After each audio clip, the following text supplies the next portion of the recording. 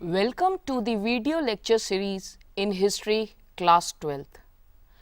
Today we will discuss about 4th chapter which deals with thinkers, beliefs and buildings during 600 BCE to 600 CE. Before this, in 3rd chapter, which is kinship, caste and class, we dealt with the political, economic, social and also about the status of women during 600 BCE to 600 CE. In this chapter, we will deal with 4 subtopics. Those are important historical monuments, Sanchi and Amravati Stup, new questions, sacrifices and debates, Jainism and Buddhism, and understanding new religious traditions through sculptures and paintings. So today we will discuss about important historical monuments, Sanchi and Amravati Stup.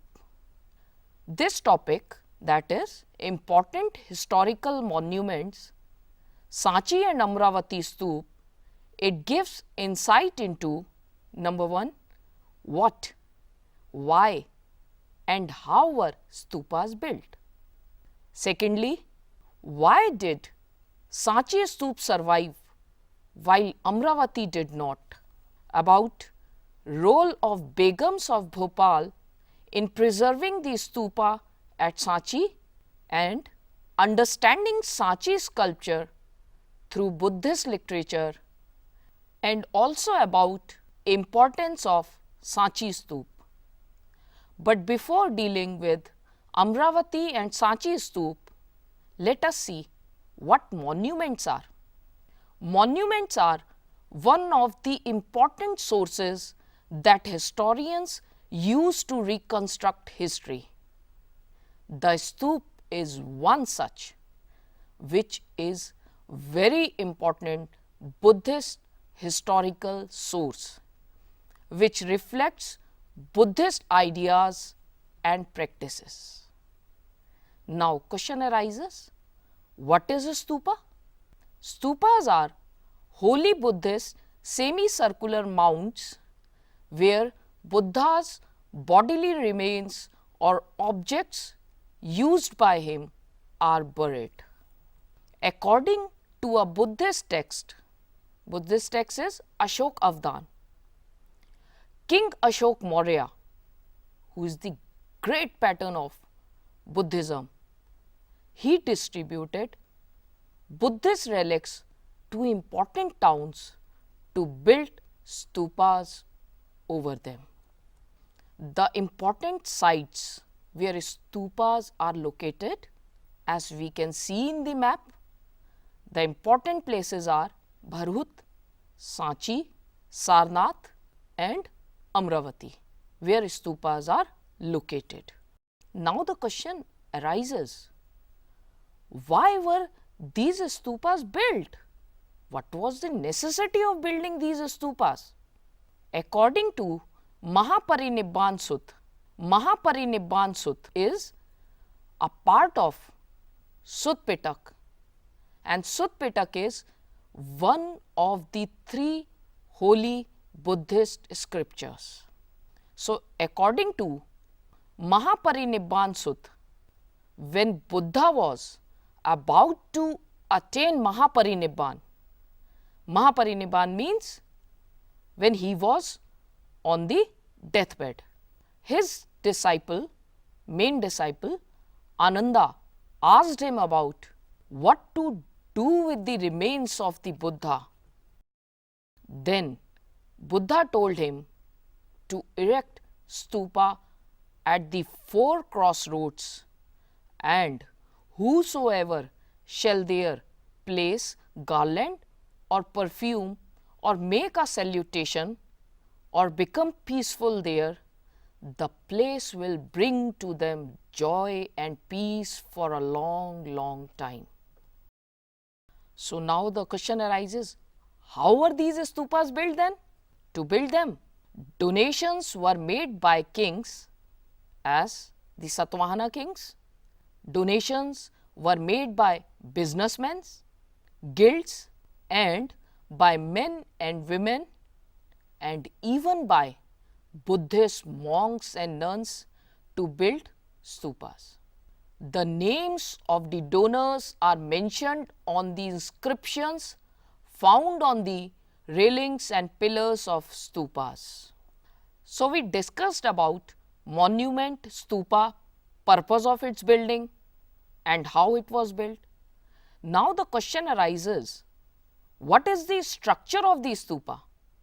As we can see in the picture, it's a simple semicircular mound which is called und. Above this und, it is a balcony, as you can see in this picture, which is very clear. Balcony like structure, it is called hermica, and hermica means the abode of gods. Abode of gods means where the gods they live. Above hermica is a mast called the yashti, and above yashti is a chhatri, umbrella, and around the mound is a railing separating the sacred place from the world. The worshippers, they entered through the eastern gateways and walked around the mound, imitating the sun's course through the sky. Why did Sanchi Stupa survive while Amravati did not? Though Amravati Stupa was discovered before Sanchi Stupa, Amravati Stupa, it was discovered in 1796 when a local Raja who wanted to build a temple, he saw the ruins of Amravati Stupa and he decided to use these stones.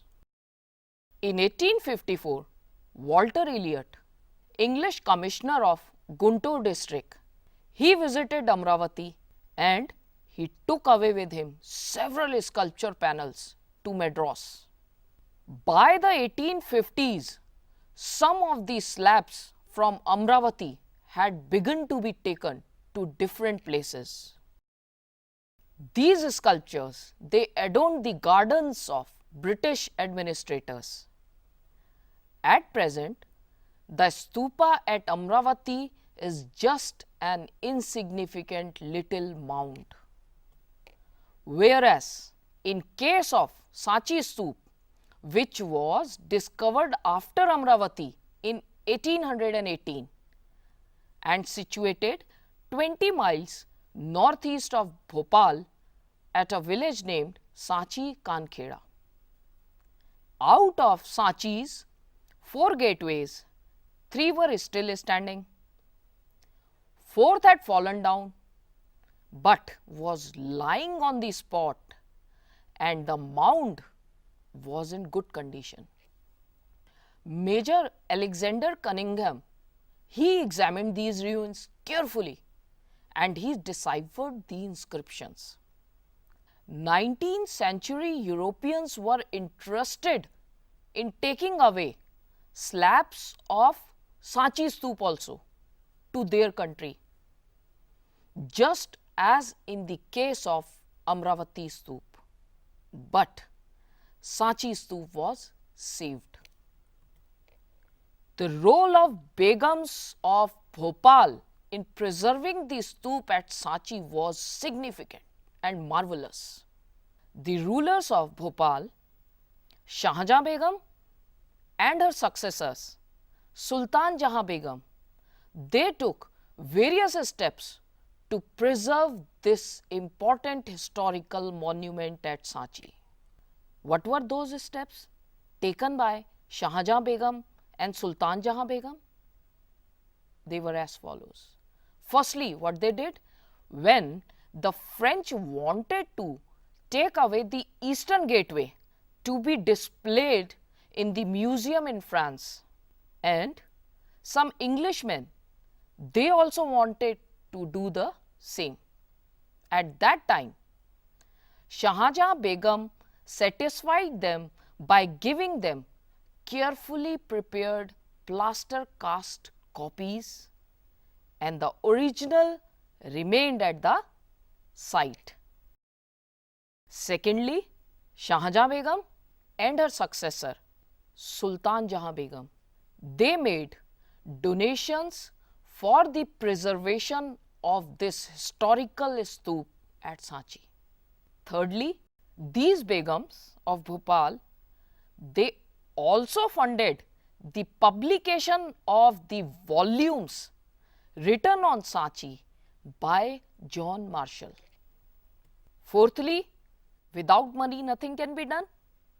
So these Begums, they spent money on building a museum and guest house near the site where John Marshall lived and wrote volumes on Sanchi. Last but not the least, the Sanchi stupa escaped from the eyes of railway contractors and builders. So, Sanchi stupa survived while Amravati did not. Now, how to understand this Sanchi sculpture through Buddhist literature? There are various stories from Buddhist literature which are depicted in the sculpture at Sanchi. And to understand it, art historians had to take the help from Buddhist literature. According to Buddhist literature, Buddha attained Nibbana. Nibbana means enlightenment under a tree, and many early sculptures, they did not show Buddha in human form. Rather, they showed his presence through symbols. For example, the empty seat indicates Buddha in meditation. The stupa, it indicates the Mahaparinibban. Wheel signifies first sermon of the Buddha delivered at Sarnath. And such sculptures cannot be understood literally. For example, the tree symbolizes an incident in Buddha's life. So, to understand the meaning of all these symbols, it is very important to understand the traditions of those who produced these works of art. Like in folk traditions, some sculptures at Sanchi were not directly related to Buddhist ideas. For example, there is a sculpture of beautiful woman swinging from the edge of the gateway holding on to a tree. This image is representation of Shalbhanjika described in Sanskrit text as a woman whose touch caused trees to flower and bear fruit. Now, this is no way related to idea of renunciation of Buddhism. According to scholars, the Shalbhanjika motif was regarded as an auspicious symbol and used it for decoration of the stupa.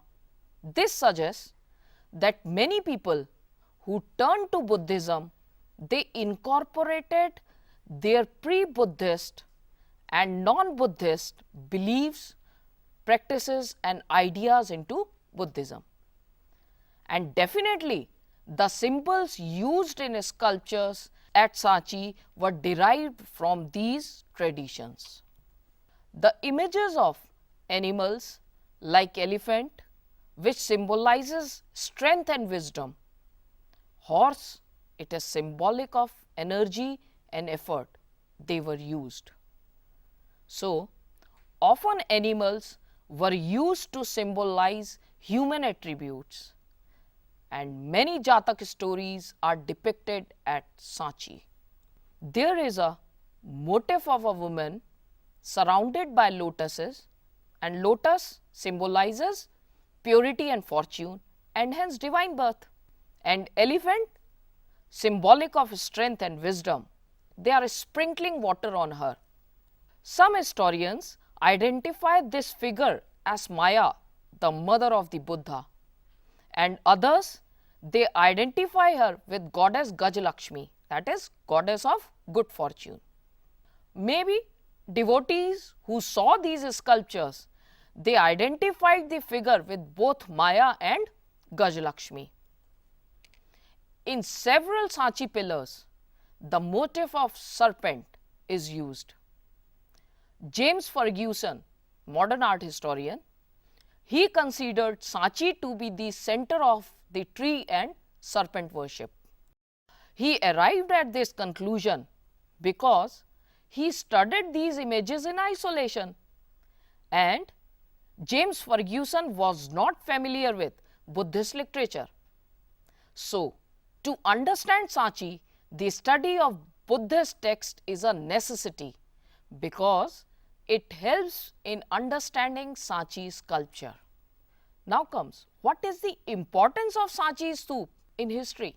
Firstly, it is an excellent example of ancient Indian sculpture. Secondly, it is an important Buddhist center which helped in understanding initial Buddhism. So, we discussed about what is a stupa, why and how were stupas built, why did Sanchi Stupa survive while Amravati did not, role of Begums of Bhopal in preserving the stupa at Sanchi, understanding Sanchi sculpture through Buddhist literatures, and importance of Sanchi Stupa. Next, we will discuss about new questions, sacrifices and debates. Thank you.